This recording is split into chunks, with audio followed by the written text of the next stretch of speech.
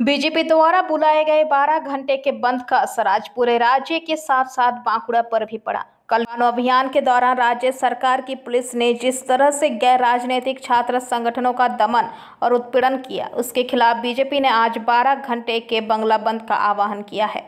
बांकुड़ा जिले के पूर्व भाजपा सांसद डॉक्टर सुभाष सरकार ने दावा किया कि इस बंगला बंद का असर पूरे राज्य और बांकुड़ा में भी है, जिसमें बस चालकों से लेकर दुकानदारों तक ने स्वतःस्फूर्त रूप से भाग लिया है। इस दिन बांकुड़ा शहर की दुकानों से निजी बसों का आवागमन पूरी तरह बंद कर दिया गया है। उधर 2 सरकारी बसें सड़क से नीचे उतरती दिखी। कार्यालय कोर्ट में भी अन्य दिनों की अपेक्षा लोगों की संख्या कम रही। হ্যাঁ, খুব স্বাভাবিক আছে। তার কারণ গতকাল রাজ্য সরকার যে অরাজনৈতিক ছাত্র সমাজের যে নবান্ন অভিযান হয়েছে আর সেখানে যে ধরনের দমন পীড়ন করেছে তার জন্যই আমরা বাধ্য হয়েছি এই 12 ঘন্টার বন্ধের আহ্বান জানাতে। এবং অদ্ভুতভাবে দেখছি অভূতপূর্ব সাড়া। আমরা সমস্ত বাসের যারা ড্রাইভার কন্ডাক্টর তাদেরকে অনুরোধ করার সাথে সাথেই তারা কিন্তু একদম সমস্ত বাস বন্ধ আছে, সমস্ত প্রাইভেট বাস। আর সরকারি বাস তো চালাবে, তারা তো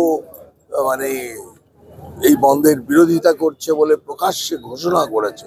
এরকম করা উচিত নয়, কিন্তু সেটাও করেছে। আর মানুষের যে ক্রোধ, এই আরজি করে যে মহিলা চিকিৎসক ধর্ষণ এবং খুনের জন্য যেভাবে স্বাস্থ্য বিভাগ এবং পুলিশ বিভাগ তারা এই প্রমাণ লোপাট করেছে, এটার জন্য মানুষের ভয়ঙ্কর ক্ষোভ। এবং বিশেষত গতকাল 43 সেকেন্ডের যে ভিডিও এসছে, যে ওই সেমিনার রুমের মধ্যে সমস্ত পুলিশ, স্বাস্থ্য এবং আইনের লোকেরা ব্যক্তিগতভাবে আইনজীবী যিনি সন্দীপ ঘোষের সেও উপস্থিত।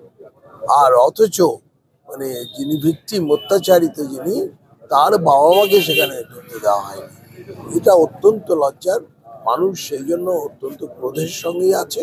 সবাই স্বতঃস্ফূর্তভাবে পথ পালন করছে। সারাদিনই আমরা থাকবো। बांकुड़ा से अनूप रॉय की रिपोर्ट, PBTV न्यूज। नियमित अपडेट एवं दुनिया भर की ताज़ा खबरों के लिए हमारे फेसबुक पेज को फॉलो एवं यूट्यूब चैनल को सब्सक्राइब करें।